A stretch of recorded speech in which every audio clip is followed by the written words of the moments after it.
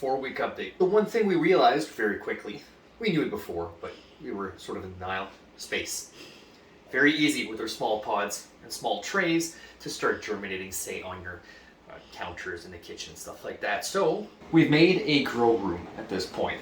As you can see, we have 4 UV light trays with the hydroponic system, and we've expanded our operation here. For example, the fennel, look how much space it takes, right? Eventually, of course, this will be its final home, and we're gonna transfer it outside. We've had good success in the hydroponic system, still growing. We transfer them as they come, and the bad plants that did not do well have been gotten rid of. You can see, you leave it a little too long, especially with a plant that has died, and they will start getting moldy. They are a life breeding factory. Just gonna get those out as to not spread more mold in an already perfect mold environment. Okay, so it's been 2 weeks and I just put in 24 milliliters of that plant food I've been doing before.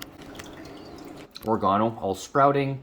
We got our strawberries, our thymes, and lavender doing very well. Basil is in full force over here, and our basil over here that we transplanted is doing very well. You see, as soon as you give it its own pot, after germination, it has room for those roots to grow. Oregano, as you can see here, we've moved some to a pot. And little oregano over here. Our main thyme here, we've moved into a pot. It's starting to get big enough. We have a whole line of thyme here. It was a very successful plant. The hydroponic system grows thyme excellently as well.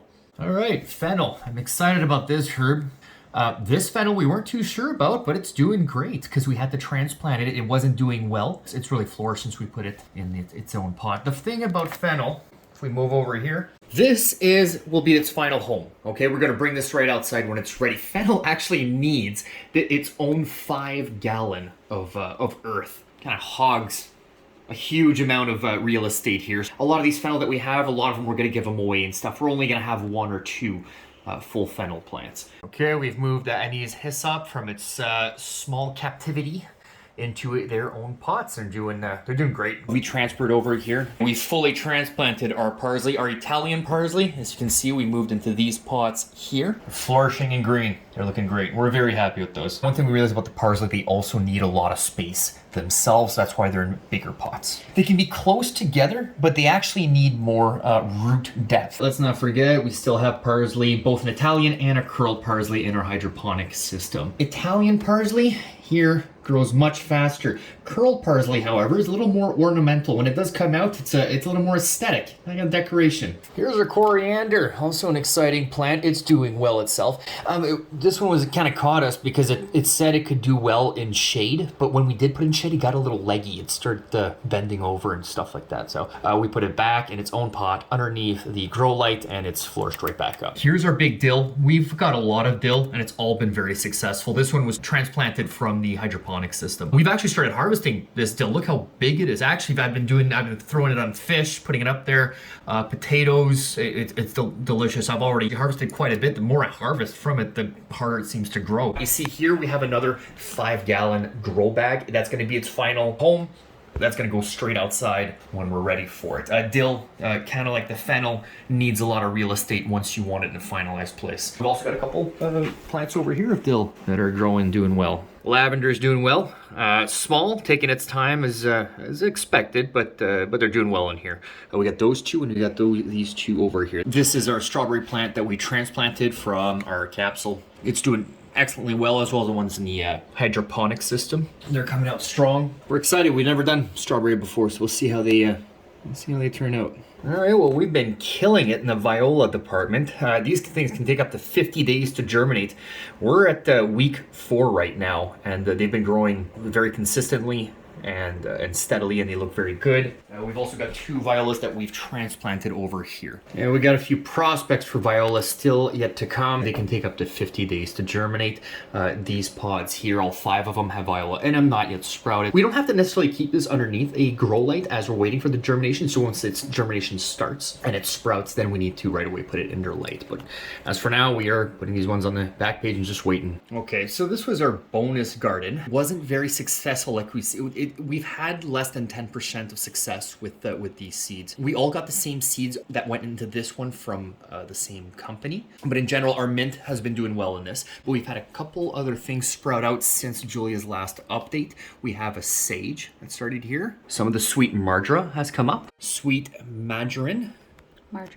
Sweet marjoram. Sweet marjoram. Sweet marjoram. Sweet marjoram. We also have a small cumin over here. Cumin. Oh my gosh. Okay, no, honey. Cumin. Cumin, okay. And if you look over there, Angelica has actually got a horse up in the race in there. So we have since contacted the company and explained to them our success rate with the seeds we got to them. The correspondence we got back, we said, could we have either a refund or new seeds? And they got back to us and said, you'll have both. They are both refunding us for all the seeds, and they're sending us a whole new batch of seeds. So excellent customer service.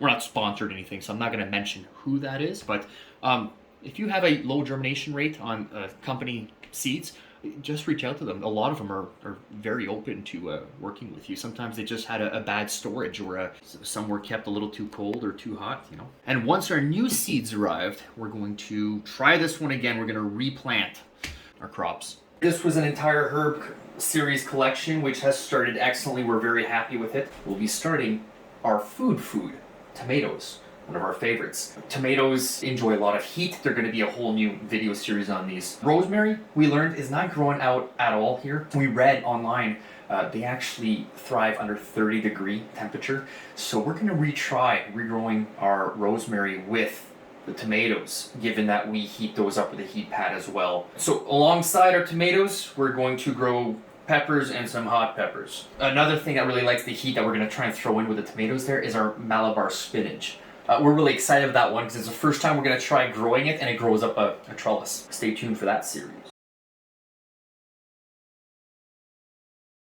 To test the germination rate of this new packet of seeds, I'm going to use the paper towel method. I've taken 9 out of the 12 varieties here. These are 9 that did not do well in the bonus garden. I've added, I would say on average, 10 to 15 seeds per paper towel per variety, and see over the next week or so how many begin to sprout and how many do not. If we see any sprouts, we'll move those into the same soil tray that we've been using for our bonus garden. But if they don't sprout, we'll know that there is something wrong with these seeds. The 12th variety that I am not testing out in here is the rosemary, and I'm not using any heat pad this time for the paper towel method. The first time I tried to grow some of these varieties, I did use a heat pad underneath the bonus garden, and then I found out after the fact that a couple of these varieties actually prefer cooler germination temperatures. So this time in the paper towel, I'm using no heat pad. Here we have the very first transplant from our second herb garden, and this is a mint that has grown very, very quickly. I noticed some of the leaves were not looking perfect, so I figured the plant might be getting a little root bound. Mint is very invasive. It has a big root system, and you can see it's not quite root bound yet, but it does have a lot of roots, so I think it will be happier being transplanted.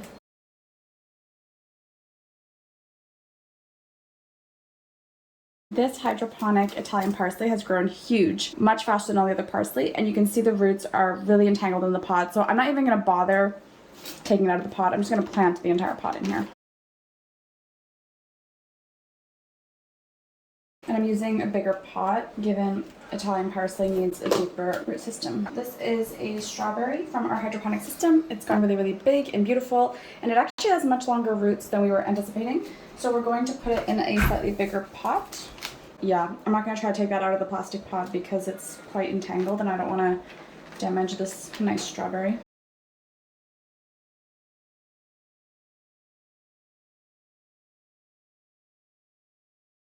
Hi. It's a 6-week update.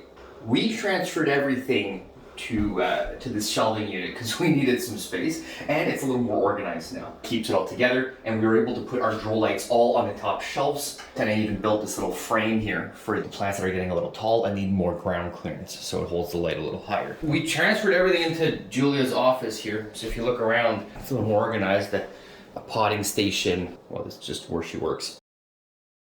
All right, walk you through the 6-week update with the plants we have. We're gonna start with some basil. It's one of my favorite herbs. We got this one down here. It smells great. It looks great. That's about the right grow rate. As you can see here, we have two. We learned they actually sunburn pretty easy. Here we can tell the difference between healthy basil and one that's been sunburnt. And our thyme's doing super good. This one a little bigger than this one. This one was from my hydroponic system. So the one we grew from the grow tray, doing a little bit better, but they're both doing great and they smell awesome. Oregano doing great. They are a slower grower. Fennel doing great. The roots, like this one here, have become a little root bound in here, so they do need all that space. We raised it because they get very tall, so we've raised the light upwards, and I built a quick frame there just to hold that light up there. All right, beside the fennel, we put our dill. Now, I know they're right beside each other. That's because they grow a little similarly and they look similar. Believe it or not, fennel and dill are not friends. It's important that these two plants do not touch because they can cross-pollinate. That's not good. Strawberry. They're doing great. The one from our hydroponic system is in that orange pot. And look, our strawberry has produced its first flower. We got another strawberry over here. And we got our 2 strawberries growing in the grow tray. All right, now we got parsley, and those ones you gotta climb to the top shelf to see. And then we got our Italian parsley growing on the 2nd level shelf. And we found a curled parsley underneath here. A little baby parsley. What was a coriander seed became the cilantro plant. You can cook with both. You can cook with the coriander seed or the cilantro herb. We wrote cilantro beside this one, but we found it. We don't know what it is. It might be a parsley. We'll see. Anise Hyssop. Nice plant here. I think we have 2 of them. This one and that plant at the back over here. 2. The thing about the Anise Hyssop too, we realized you shouldn't over water them. Compared to all the other plants, they don't like a whole lot of water and they're drought tolerant. Viola is the other slow grower, and this one's doing really good. At week 6, they can take up to 50 days to germinate. And I think we've got another one in this lineup here. Yeah, little baby one, look at that. So if you remember our Viola from the hydroponic system, well, it died. We realized that we weren't topping up the water inside that 3-gallon bucket of water. And while all the other plants were growing fine and their roots were inside the water, the Viola, which takes a much longer time to germinate, did not have its roots long enough. So it died. We got our lavender. We got 3 plants here. We're at week 6. They're slower growers, but they're doing great. They smell really nice. So what you do is that if you just flick it a bit and you put your nose closer, yeah, it smells nice. And here is Julia transplanting our very last plant from the hydroponic system, our lavender. All right, from the bonus garden, I'll tell you the ones that did make it. The ones that did make it up, we got Marjoram. It's very much like oregano, I find. Did you see marjoram? Where's your marjoram? Okay. I'm still calling it margarine. It's marjoram. Marjoram. And we got 1 cumin that made it up. Now we did great on mint. Mint doesn't need much help. It tends to take over and overgrow and stuff like that. But we got 3 of these mints. They're doing awesome from the bonus garden where nothing else, a lot of nothing germinated, and but mint had no problem at all. We got 1 survivor in the sage department. There it is, it's doing great. I did notice actually we have, and over here, tiny little sprout that started. Came from the paper towel technique. All right, we have 1 lovely Angelica there. This one has very long taproot. It's gonna need more space. See, the fun part about Julia's office is that we got a good view of the chickens playing down there. Look at them. I see Sam, BB, and I think I saw, yeah, there she is. Pippin is down there. Pippin's the white one. Sammy's the black one. She was our firstborn. And then Bumblebee, we call her BB. She's over there. She's the partridge colored one that's about to step from behind the swing. Also, we're completely done with the hydroponic system. I explained it's excellent for starting your seeds and germinating them, not maintaining your actual plants. The plants at one point, they start to lose, they want the ground, they need more real estate for their roots. And a lot of mold ends up collecting all over and inside. To clean it, I just take it apart. These are all pieces, removable, it's modular. Throw it in the dishwasher, that's what I'll do. First I let it soak though for a little bit. Remove the components, these are lights, these need to be washed. You remove the pump, and you see, a lot of accumulation of mold in there. So I'm going to let it soak, maybe scrub it a bit, then throw it in the dishwasher. Real easy to clean. Something you should never forget to do is to like and subscribe to our channel.